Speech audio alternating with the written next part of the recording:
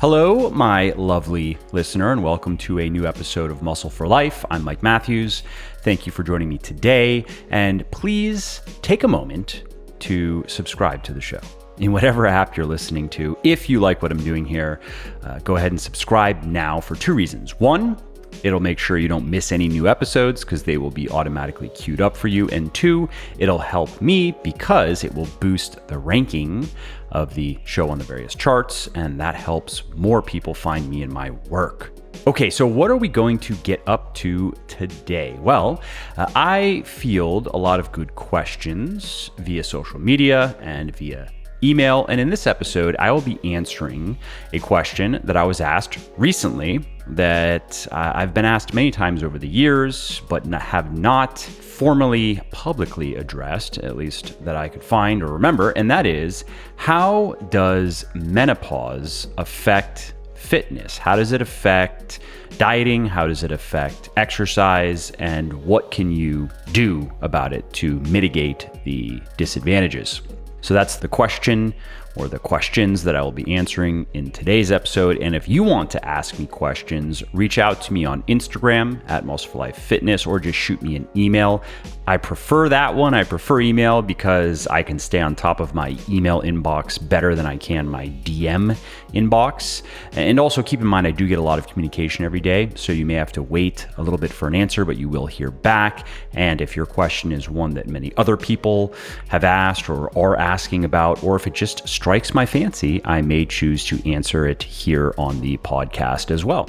Also, if you like what I'm doing here on the podcast and elsewhere, definitely check out my VIP one-on-one coaching service, because my team and I have helped people of all ages and all circumstances lose fat, build muscle, and get into the best shape of their life faster than they ever thought possible. And we can do the same for you. We make getting fitter, leaner, and stronger paint by numbers simple by carefully managing every aspect of your training and your diet for you. Basically, we take out all of the guesswork, so all you have to do is follow the plan and watch your body change day after day, week after week, and month after month. What's more, we've found that people are often missing just one or two crucial pieces of the puzzle. And I'd bet a shiny shekel it's the same with you. You're probably doing a lot of things right, but dollars to donuts, there's something you're not doing correctly or at all that's giving you the most grief. Maybe it's your calories or your macros. Maybe it's your exercise selection. Maybe it's your food choices. Maybe you're not progressively overloading your muscles, or maybe it's something else. And whatever it is, here's what's important. Once you identify those one or two things you're missing, once you figure it out, that's when everything finally clicks. That's when you start making serious progress. And that's exactly what we do for our clients. To learn more, head over to www.buylegion.com. That's buylegion.com/VIP, and schedule your free consultation call, which, by the way, is not a high pressure sales call. It's really just a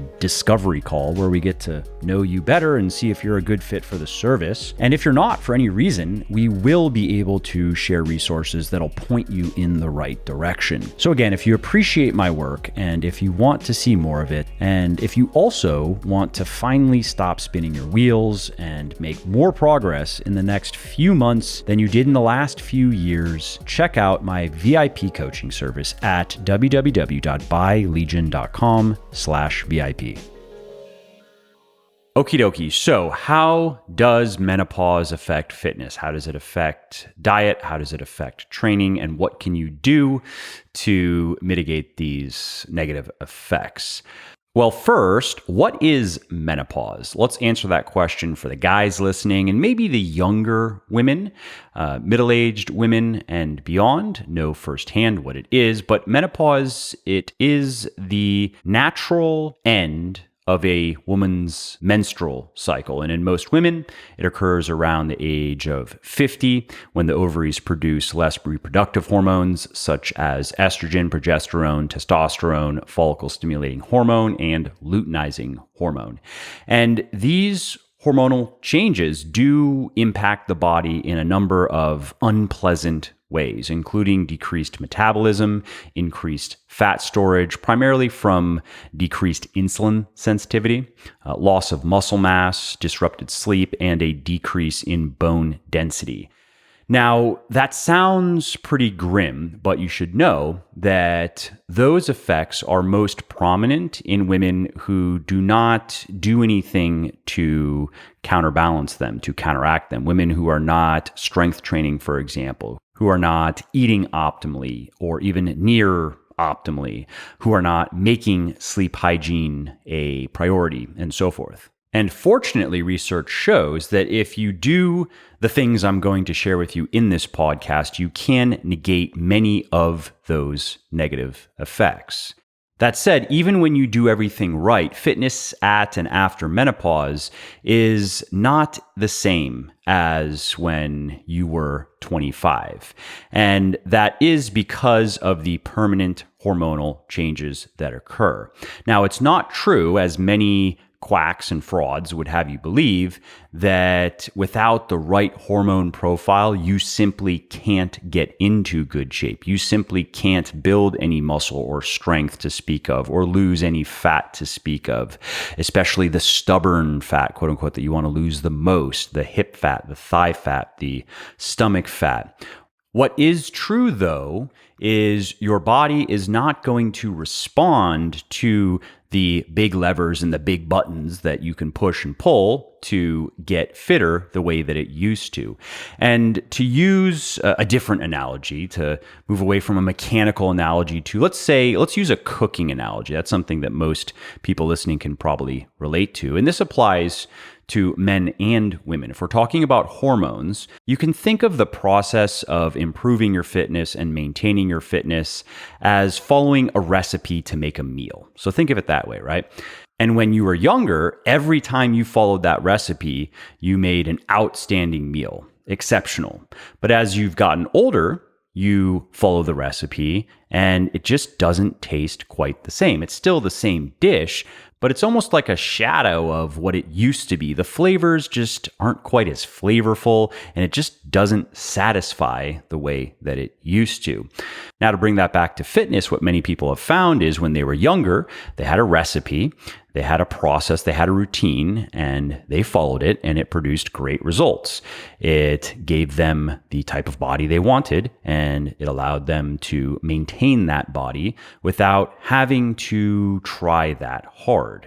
But then as they have gotten older, that recipe has produced blander and blander results. And now they find that what got them to a great physique when they were younger doesn't even get them close now that they are middle-aged or beyond. So how do hormones fit into this analogy? Well, you can think of them as some of the more important ingredients that go into the dish. For example, if you are using herbs that don't smell like anything, they don't taste like anything usually either. Whereas if you used fresh herbs that you picked out of a garden, they are going to be very flavorful. And the same thing goes for any ingredients, really. Store-bought, even if it's organic and relatively fresh store-bought versus picked out of your garden, anybody who has cooked a fair amount knows that that can make a huge difference. You can take a very basic recipe and make it with mediocre ingredients and then make it with outstanding ingredients, and you are eating two completely different dishes. And so a great hormone profile, which most people have in their mid to late 20s, means that your body responds greatly to exercise. It recovers quickly from your workouts. It is less punishing when you make mistakes, when you accidentally overeat or undersleep or maybe push a little bit too hard in your training. When your body is supercharged with the right hormones, like it is when you are younger, it is more resilient. It can bounce back a lot better and a lot faster from mistakes and non-optimum circumstances.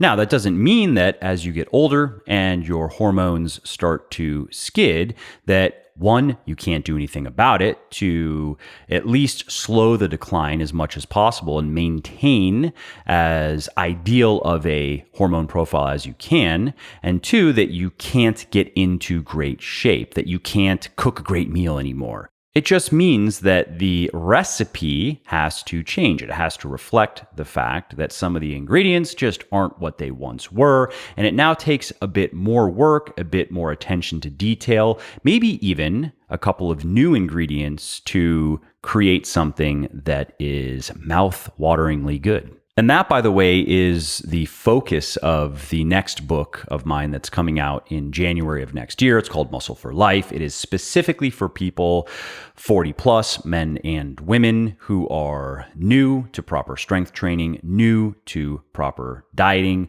And it's also for younger people who have a lot of weight to lose. So, for example, if a guy is 300 pounds, regardless of his age, and he has never lifted weights before, Bigger, Leaner, Stronger is going to teach him a lot, but that's probably not the best program for him to start with. It would make more sense for him to start with what's in Muscle for Life. And the same thing would apply to younger women who have a lot of weight to lose and who have not done any sort of strength training or resistance training.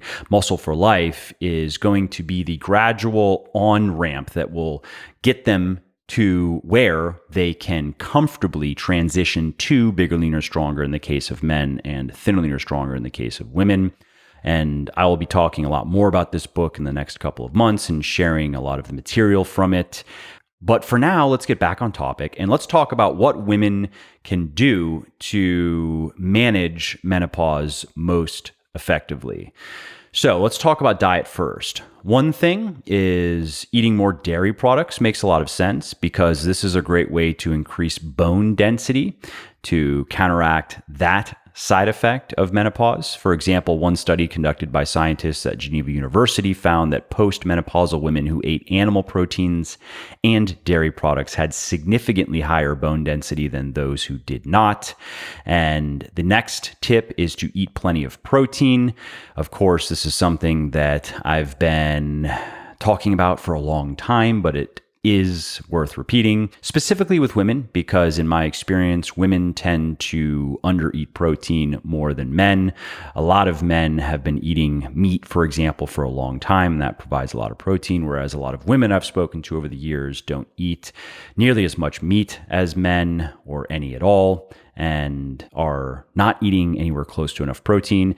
And this becomes more troublesome as you get older, as women get older, because getting enough protein is key for maintaining the muscle you have and also for maintaining lower levels of body fat. One study conducted by scientists at the University of Connecticut Health Center found that postmenopausal women who ate 1.1 grams of protein per pound of body weight per day lost more body fat than postmenopausal women who ate 0.8 grams of protein per pound of body weight per day.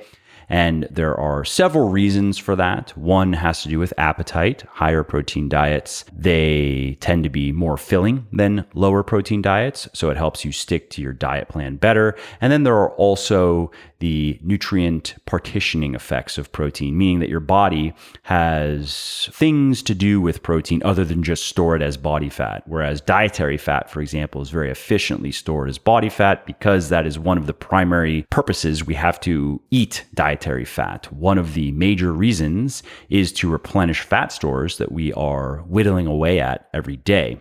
The next dietary tip is to limit caffeine and alcohol because several studies show that caffeine and alcohol can increase the frequency of vasomotor symptoms, which include hot flashes, night sweats, and heart palpitations.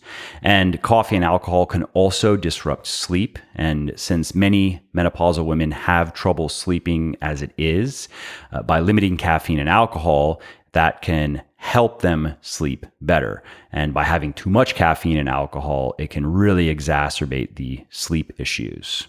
Next on the list is to limit added sugars and highly processed carbs because research shows that high blood sugar levels, higher levels of insulin resistance, and metabolic syndrome can increase the amount of hot flashes that menopausal women experience.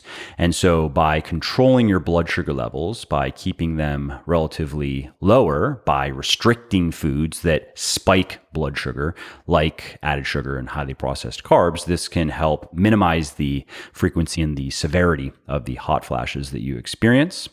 Next is to eat phytoestrogen-containing foods. Now, phytoestrogens are compounds in foods that act like weak estrogens in the body, and they're found in various foods like soybeans, chickpeas, peanuts, flax seeds, barley, grapes, strawberries, cranberries, blueberries, zucchini, green and black tea. Pretty extensive list there.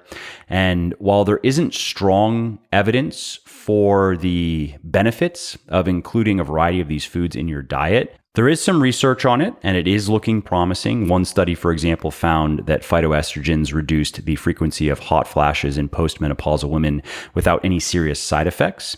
And a lot of the foods that I mentioned are also just nutritious foods that are great to eat regardless of their phytoestrogen content. So it's a win to eat more of those foods in general. And it's a double win if the phytoestrogens they contain make menopause more manageable. Okay, now let's talk about exercise and menopause. And this is more or less what you would expect me to recommend: 3 to 5 hours at least of vigorous physical activity, of vigorous exercise per week. Spend most of that time, let's say 80% of that time, on strength training, on training your muscles, and then spend the minority of that time on cardiovascular training.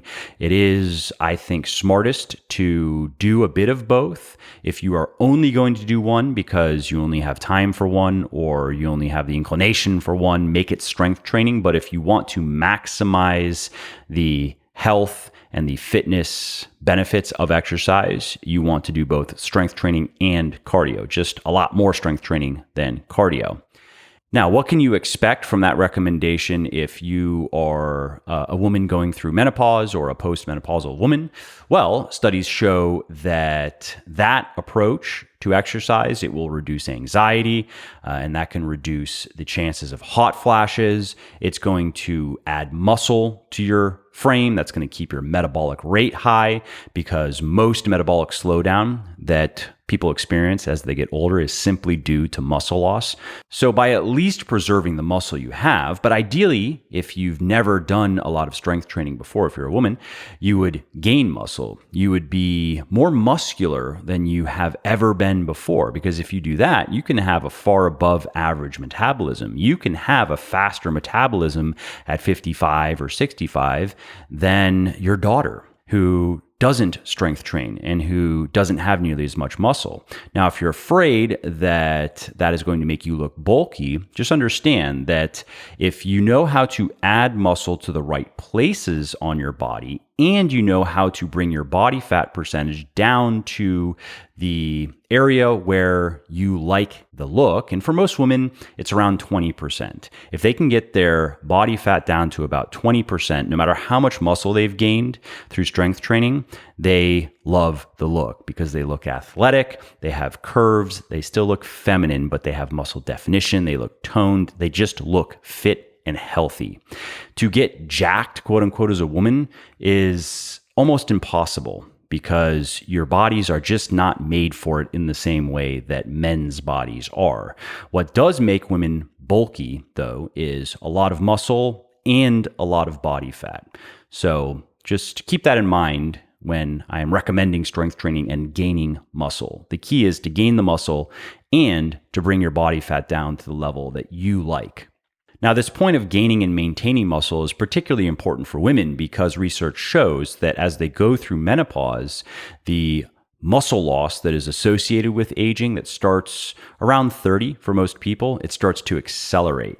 So by strength training, by training their muscles, they can make sure that that does not happen. They don't have to lose any muscle to speak of, actually. Strength training is also great for your bones because it makes them harder. It increases bone density. And that, of course, prevents osteoporosis, which accelerates in women during and after menopause. And so that's it. When you combine the tips I just shared with the fundamentals I teach in my book, Thinner, Leaner, Stronger for Women, you have the formula for fitness for women at 50 and beyond. And I suppose two other things I should mention are patience and expectations. Patience because it can be a bit slower. The process of losing fat and gaining muscle can be a bit slower at 55 than 25. Not necessarily though. Studies show that some people respond equally well to strength training at 55 as 25-year-olds, for example, and lose fat just as efficiently. And with some people, it's not that way. With some people, they recover slower from their training now than they once did, so they can't do as much of it. And of course, that means less muscle and strength gain. And sometimes they also can't do as much exercise as they could just in general, strength training and cardio. And when cutting, for example, that means that they have to use a smaller calorie deficit than they once did because they don't want to starve themselves. And that, of course, means slower fat loss.